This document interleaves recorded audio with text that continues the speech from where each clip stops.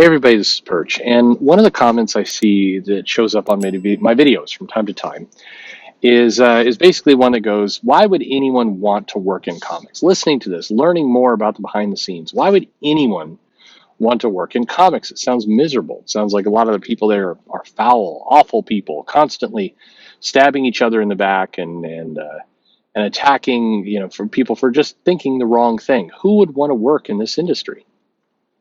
Um, Whenever I see those comments, I always feel a little bit sad. Like I let you guys down somehow in the video that I was talking about some negative thing, talking about some problem in comics, and it became all of comics. Now, I know that there's an entire cottage industry that's basically cropped up around how crappy everyone is. And that's social media, that's YouTube. But the reality is in comics, if you talk to people, the majority of people are there because they love it. They're there because they have a good time. They're not involved in any kind of secret whisper networks or attack clubs, or they're not Heather Antos or Alex DeCampi or Tess Fowler. They're just happy people who are just having comics, enjoy the experience of working there. Time and time again, I hear stories. I hear a story about Simon Bisley, who's a fun-loving guy, as you can imagine, pounded a few back in his time, been a good mentor to people, helped people out who've gotten themselves in a jam. What way does Simon Bisley vote? Who cares? I don't know. I mean, in comics and any kind of creative industry, you can kind of take a guess it's going to be more left and throw a dart at a board, and you probably are more or less right. But in general, or more or less left, I don't know. It's a pun. Um, but in general, like, you don't know because you don't care, because they don't make a point of telling you. And I think at times a very small handful of people who, more than anything, are addicted to the attention and the drama they get by posting things online. Those are the people who are making noise for everyone else. How many people are commenting, posting, talking, who are these obnoxious names you hear over and over and over again? Listen to any YouTube channel or any comic critic. And if you just notice over the course of like 6 months, 9 months, you'll hear the same people over and over and over again.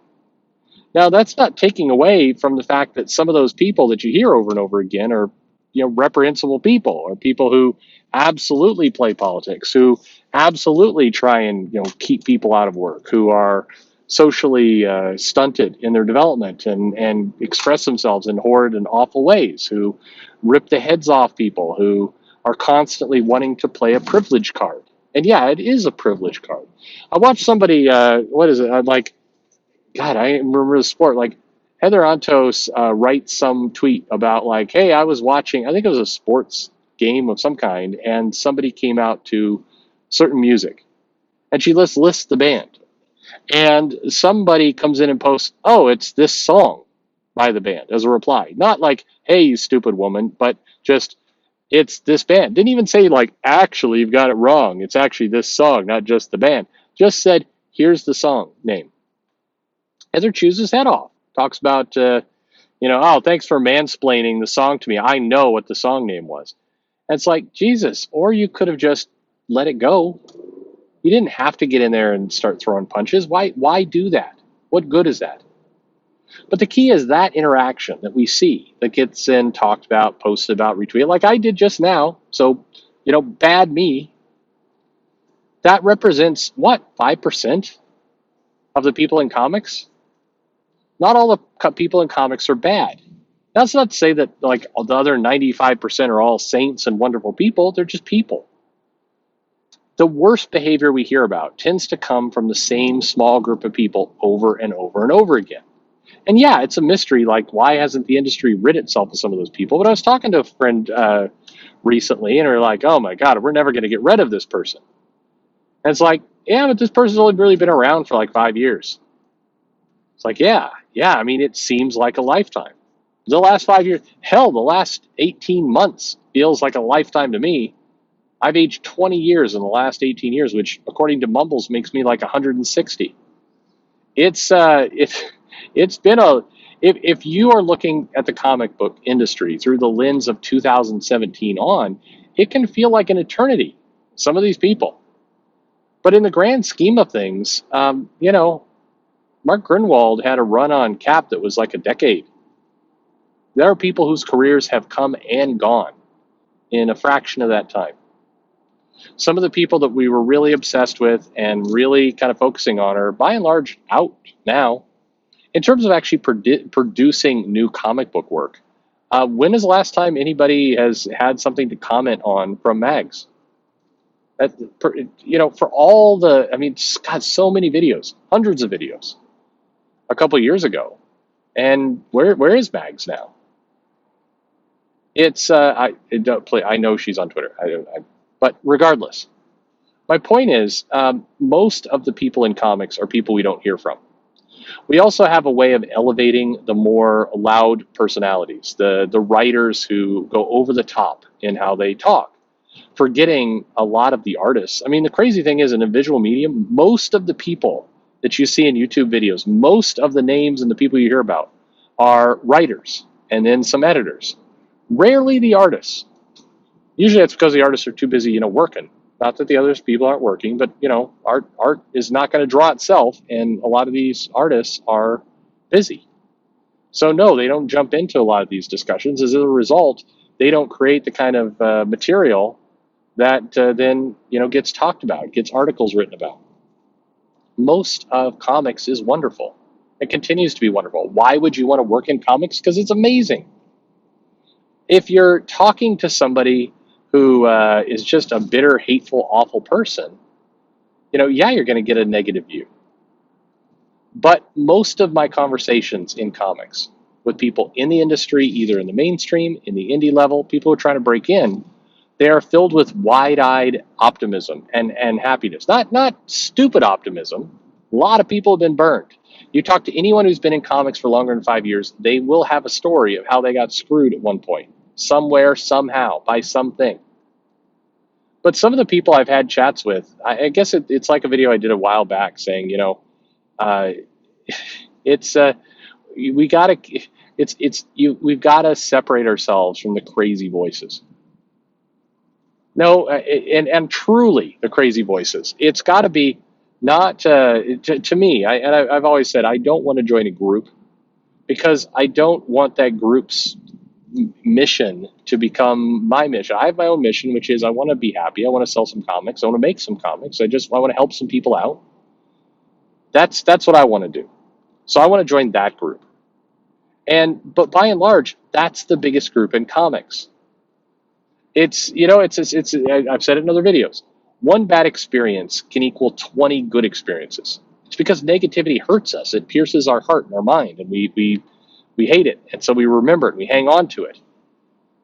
One person that wronged us just a little bit, the person who cut you off on the road, is somebody you're going to remember for, could be an hour later. I mean, I found it myself, somebody who cut in front of me, completely rude in the road, then puts a hand out the window and gives me the finger.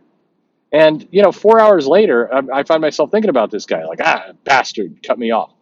What I wasn't thinking about are the 5 or 6 times when somebody let me in, waited for me to turn, waved me forward to go and pull in somewhere.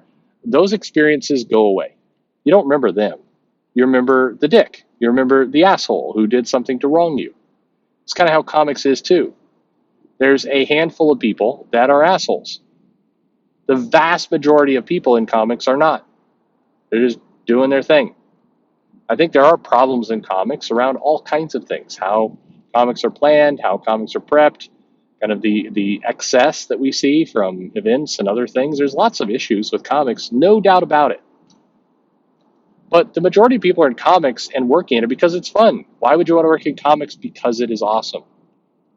Whether you choose to work for Disney, whether you choose to work for yourself, whether you choose to, put out web comics, whatever it happens to be, people come to work in comics because it's fun, because storytelling, because creating these worlds is amazing. It's one of the places where you get to truly do whatever creatively you want to do. That's pretty awesome.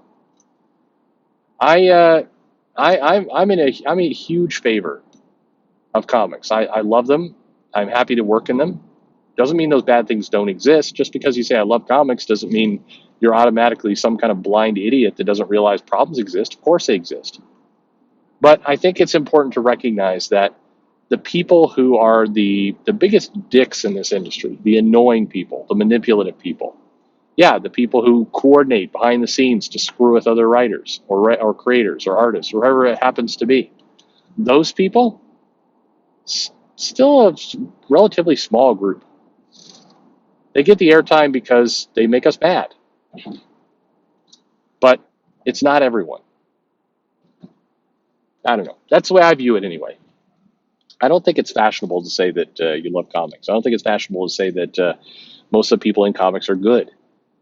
I think it's easier, better, more fashionable, if you will, to rage against something. I get that. I listened to a lot of Henry Rollins when I was a kid too. But you know, I think that people are in comics. Why would you want to be in comics? Because it's great. This is still a great business. Doesn't mean the assholes aren't assholes, but it's still a great business.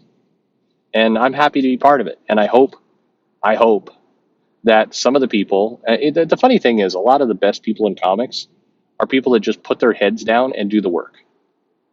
They don't want to be bothered by this other stuff. I think there's been comments like, why don't some of these good people, these so-called good people, why don't they stand up and help fight the fight? Because they don't want to, because they want to be in comics. They don't want to fight a fight. They don't want to join some army to go on some kind of ideological crusade. They just want to do comics, and they've survived by putting their heads down and doing the work. In many cases, that's what puts food on their table, not being angry, not raging against some cause, just getting the work done. That's most people in comics. At some point, do you kind of hope that the people who are just trying to get the work done, the good people, will have had enough and try and drum out some of these annoying troublemakers in the industry? You kind of hope so. Will it happen? Who knows? Probably not, because that's unfortunately the way the world works. The people who keep the lights on, who keep things rolling, tend to just put their heads down. They're the normies. They're the ones who just try and get things done.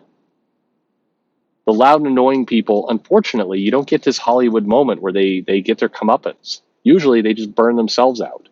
Usually they just are filled with such nastiness and awful. Their very soul is polluted to the point that they implode themselves. That's often the most likely outcome. Well, I'll help it happen here too. It's happened before. It's happened with some of the names I mentioned in this video. Anyway, comics is great. It's a fun place to work. I hope more people do it. That's why you work in comics. Thanks for listening.